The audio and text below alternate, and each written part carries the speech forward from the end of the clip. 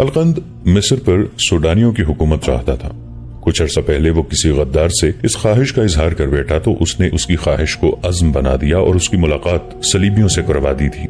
صلیبیوں نے اس کے ساتھ یہ سودا طے کیا تھا کہ مصر کو 2 حصوں میں تقسیم کر کے ایک حصہ اسے دے دیا جائے گا اور باقی نصف حصہ سوڈان کو۔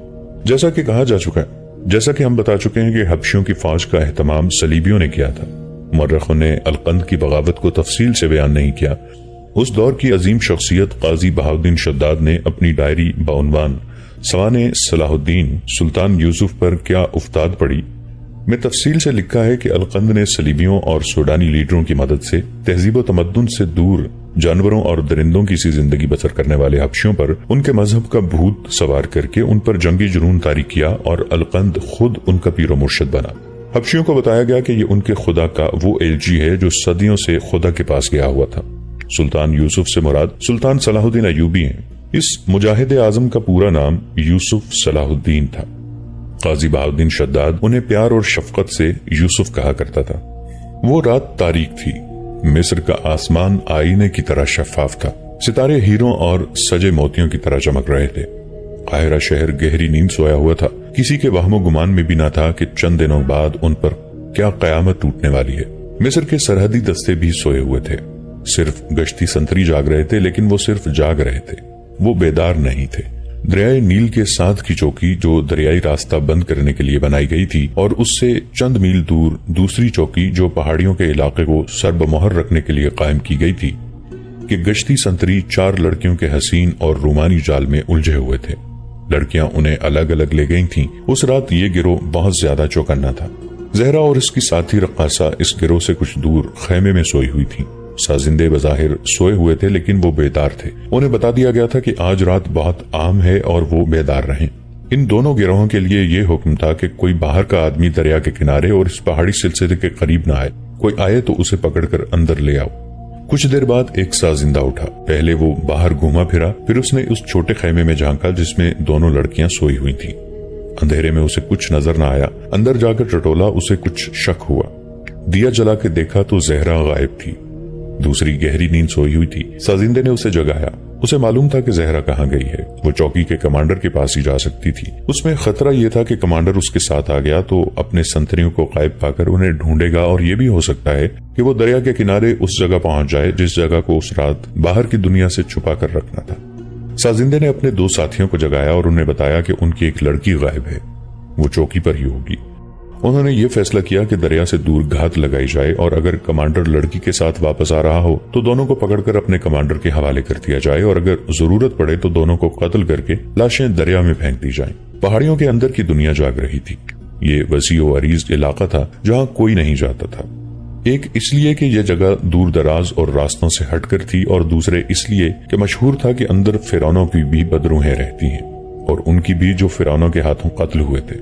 یہ بھی مشہور تھا کہ بدروہیں آپس میں لڑتی رہتی ہیں اور اگر کوئی انسان اس علاقے میں چلا جائے تو اس کے جسم کا گوشت غائب ہو جاتا ہے اور پیچھے ہڈیوں کا پنجر رہ جاتا ہے۔ جیسا کہ ہم پہلے بھی بتا چکے ہیں کہ اس پہاڑی خطے کے وسط میں فرعونوں کے بہت بڑے بڑے بت پہاڑیوں کو تراش کر بنائے گئے تھے۔ پہاڑوں کو اندر سے کھوکھلا کر کے اندر محل جیسے کمرے اور غلام گردشیں بنائی گئی تھیں۔ اس رات ان زمین دوز محلات میں روشنی ہی روشنی تھی۔ ہزاروں حبشی باہر اس میدان میں جمع تھے جسے ہر طرف سے پہاڑیوں نے گھیر رکھا تھا۔ حبشیوں سے کہا گیا تھا کہ وہ اونچی بات نہ کریں، انہیں ان کا خدا دکھایا جانے والا ہے۔ حبشیوں پر خوف اور عقیدت مندی کے جذبات سوار تھے، ڈر کے مارے وہ ایک دوسرے کے ساتھ سرگوشی میں بھی بات نہیں کرتے تھے۔ وہ ان پہاڑیوں اور چٹانوں سے اچھی طرح واقف ہو چکے تھے۔ انہیں معلوم تھا کہ جس پہاڑی کی طرف وہ منہ کر کے بیٹھے ہیں اس کی نصف بلندی پر ایک بہت بڑا بت ہے۔ یہ ابو سمبل کا بت تھا جس کے متعلق ان حبشیوں کو بتایا گیا تھا کہ ان کے خدا کا بت ہے اور ایک رات یہ خدا ایک انسان کے روپ میں ان کے سامنے آئے گا۔ اچانک ایسی گرجدار آواز آئی جیسی گھٹائیں گرجی ہوں۔ حبشی پہلے ہی خاموش تھے، اس گرج نے ان کی سانسیں بھی روک دی۔ اس کے ساتھ ہی انہیں ایک اور آواز سنائی دی، خدا جاگ رہا ہے، سامنے پہاڑی پر دیکھو، اوپر دیکھو۔ یہ آواز بڑی بلند تھی جو پہاڑیوں اور چٹانوں کے درمیان گونج بن کر کچھ دیر سنائی دیتی رہی۔ فضا میں 2 شرارے اڑتے نظر آئے جو سامنے والی پہاڑی کی طرف گئے اور پہاڑی سے جہاں ٹکرائے وہاں سے ایک شعلہ اٹھا۔ ابو سمبل کا بت اس شعلے کے پیچھے اور کچھ اوپر تھا۔ शोले की नाचती थरकती हुई रोशनी बुद्ध के महीब चेहरे पर पड़ी तो ऐसे नजर आने लगा जैसे बुद्ध आंखें झपका रहा हो। उसका मुंह खुलता और बंद होता नजर आता था और यूं भी लगता था जैसे उसका चेहरा दाएं बाएं हिल रहा हो। हबशियों का ये स्याह काला हुजूम सजदे में गिर पड़ा। उनके मजहबी पेशवा सजदे से उठे, सबने बाजू फैला दिए। उनमें जो सबसे बड़ा था उसने बुद्ध से बड़ी बुलंद आवाज में कहा, आग और पानी के खुदा, रेगिस्तानों को जलाने और दरियाओं को पानी देने वाले खुदा, हमने तुझे देख लिया। हमें बता कि हम तेरे कदमों में कितने इंसान कुर्बान करें, मर्द लाएं या औरत? एक मर्द एक औरत। पहाड़ियों में से आवाज आई, तुमने अभी मुझे नहीं देखा, मैं इंसान के रूप में तुम्हारे सामने आ रहा हूं। अगर तुमने मेरे दुश्मनों का खून न बहाया तो तुम सबको इन पहाड़ियों के पत्थरों की तरह पत्थर बना दूंगा, फिर तुम धूप में हमेशा जलते रहोगे। तुम में से जो लड़ाई से भागेगा उसे सहरा की रेत चूस लेगी। इंतजार करो, मेरा इंतजार करो। खामोशी और गहरी हो गई। शोला आहिस्ता आहिस्ता कम होने लगा। पहाड़ियों में से हबशियों के मजहबी तराने की आवाज आने लगी। ये उनका वो गीत था जो मजहबी त्योहारों पर इबादत के दौरान गाया करते थे। बहुत से आदमी मिलकर गा रहे थे और साथ दफ बज रहे थे। नीचे बैठे हुए हजारों हबशियों ने एक दूसरे की तरफ देखा। उनमें से कोई भी नहीं गा रहा था। ये गैब की आवाज मालूम होती थी। जहरा चौकी के कमांडर के खेमे में थी। उसकी बातें पहले से ज्यादा जज्बाती हो गई थी। उसने कमांडर से कहा, अगर मैं तुम्हें ना देखती तो बाकी उम्र नाचते और दूसरों का दिल बहलाते गुजार देती। तुम्हें देखकर मुझे याद आ गया है कि मैं कौन हूँ। मैं एक बेटी हूँ, रक्कासा और फाहिशा नहीं। या तुम अपने आप को मार लो ताकि मुझे यकीन हो जाए कि मेरा बाप मर गया है, या मुझे कत्ल कर दो। अगर ये नहीं कर सकते तो मुझे पनाह में ले लो, अपने घर भेज दो। आज मुझे वापस ना जाने दो। तुम आज चली जाओ। कमांडर ने जवाब दिया, मैं तुम्हें चौकी में नहीं रख सकता। मैं वादा करता हूँ कि तुम्हें अपने घर भेजने का इंतजाम कर दूंगा, और अगर तुम यहाँ से चली भी गई तो मुझे काहिरा में अपना ठिकाना बताना, मैं वहां आकर तुम्हें ले जाऊंगा। थोड़ी देर बाद कमांडर ने 2 घोड़े तैयार किए और जहरा से कहा कि चलो चलें। दोनों घोड़ों पर सवार हुए और चल पड़े। रास्ते में जहरा ने कमांडर से पूछा, रात को कश्तियां यहाँ क्यों आया करती हैं? कश्तियां? कमांडर ने हैरान सा होकर पूछा, किधर से आती हैं? उधर से, उसने सूडान की तरफ इशारा करके कहा। मुझे अब रात को नींद कम आती है। आधी रात को उठकर खेमे से बाहर बैठ जाती हूँ। मैंने 2 रातें देखा है, एक रात 3 और एक रात 2 बादबानी कश्तियां आई। उनके सफेद बादबान अंधेरे में भी नजर आते थे। आगे जाकर कश्तियां किनारे लगी। मुझे इस तरह आवाजें सुनाई दी जैसे उनसे बहुत से लोग उतर रहे हों। मुझे कुछ दूर दरख्तों के पीछे साए से जाते और पहाड़ियों में गायब होते नजर आए। तुमने हमारे 2 सिपाहियों को कभी नहीं देखा? कमांडर ने पूछा। वो घोड़ों पर सवार होते हैं, उन्हें दरिया के किनारे मौजूद रहना चाहिए। नहीं, ज़हरा ने जवाब दिया, मैंने कभी कोई सिपाही नहीं देखा। दिन के दौरान सिपाही आते हैं।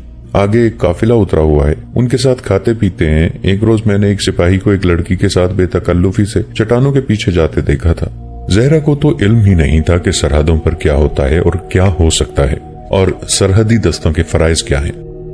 उसे ये भी मालूम नहीं था कि रात को या दिन को सूडान की तरफ से कश्तियों को आना जाना चाहिए या नहीं। उसने तो ऐसे ही पूछ लिया था, लेकिन कमांडर के लिए ये अहम खबर थी। ज़हरा अगर सही कह रही थी तो वो उसे राज की बात बता रही थी। वो बेशक इस ड्यूटी और सरहदी माहौल से उकता गया था, मगर ज़हरा की बातों ने उसे बेदार कर दिया। उसने ज़हरा से कहा, आओ आज दरिया के किनारे चलते हैं। उसने घोड़े का रुख मोड़ दिया।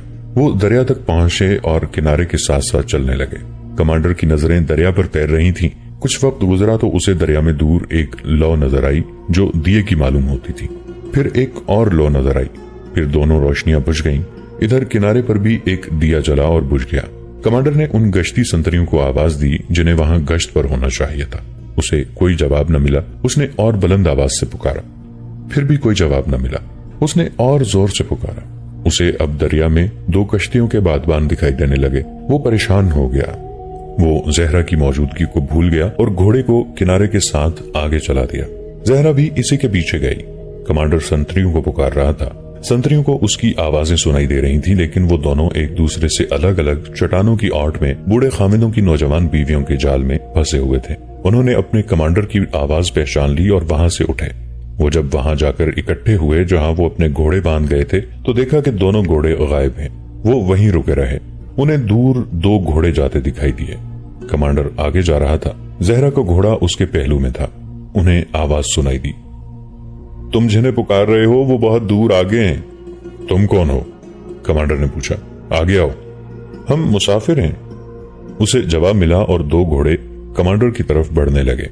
फिर एक और आवाज आई, आगे चलें, हम आपके साथ चलेंगे। कमांडर ने तलवार निकाल ली। रात के वक्त मुसाफिरों का घोड़ों पर सवार होना और इस इलाके में होना मशकूक था। वो दोनों उनके करीब आ गए। एक ने कमांडर से कहा, उधर देखो, वो आ रहे हैं।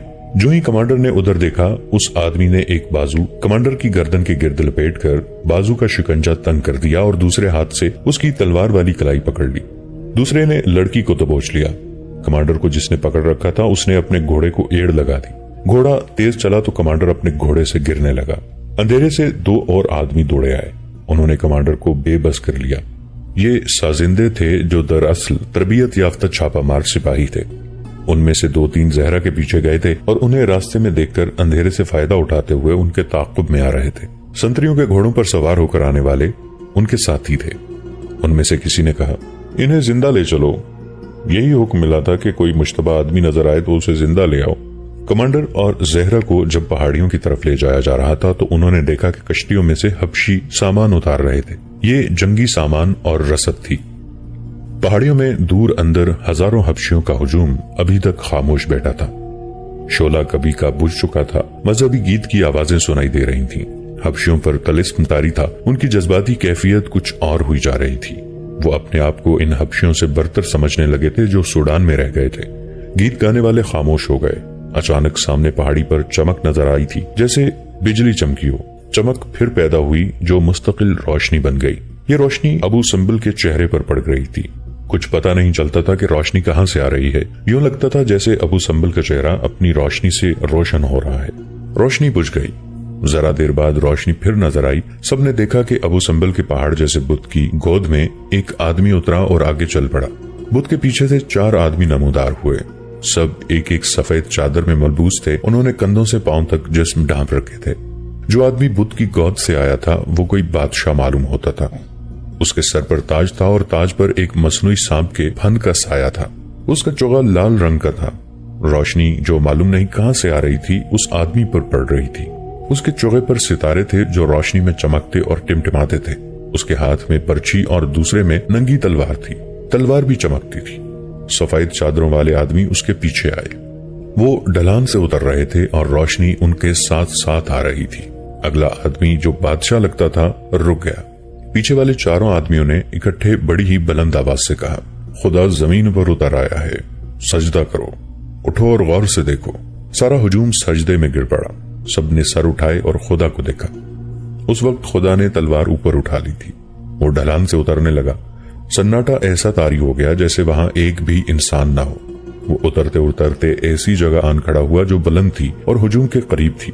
ये जगह चौड़ी थी। रोशनी सिर्फ इस पर और उन 4 आदमियों पर पड़ रही थी जो उसके साथ थे। अचानक इस रोशनी में 4 लड़कियां दाखिल हुईं। उनके लिबास इतने से ही थे कि सिर्फ सतर ढांपे हुए थे। उनके जिस्मों के रंग गोरे थे। उनकी पीठों पर कंधों से जरा नीचे परिंदों की तरह पर फैले हुए थे। उनके बाल खुले थे। वो यूं हरकत करती थी जैसे उड़ रही हों। वो रक्स की अदाओं से उस बादशाह यानी हबशियों के खुदा के इर्द गिर्द घूमकर वहीं कहीं गायब हो गईं। शायद चट्टान के पीछे उतर गई थीं। उस वक्त 4 आदमी कमांडर और जहरा को एक गार में ले गए और एक कमरे में दाखिल कर दिया। एक आदमी बाहर चला गया। वो वापस आया तो उसके साथ एक और आदमी था। उसे बता दिया गया था कि ये चौकी का कमांडर है और ये रक्कासा है और इन्हें दरिया के किनारे से उस वक्त पकड़ा गया है जब कश्तियां सामान और मजीद हबशियों को उतार रही थी। उस आदमी ने कमांडर और जहरा को देखा। उसके होंठों पर मुस्कुराहट आ गई। वो एक आदमी को साथ लेकर बाहर निकल गया। तुम इन्हें बड़े अच्छे वक्त लाए हो, उसने कहा। ये बदबख्त हबशी इंसानी कुर्बानी मांग रहे थे। हमने अलकंद के कहने पर खुदा की आवाज में ऐलान कर दिया था कि एक मर्द और एक औरत की कुर्बानी दी जाएगी। हमें किसी से एक मर्द और एक औरत को अगवा करके उनके हवाले करना था। तुमने हमारा मसला हल कर दिया है। मालूम होता है हम कामयाब हो जाएंगे। हर काम पूरी कामयाबी से हो रहा है।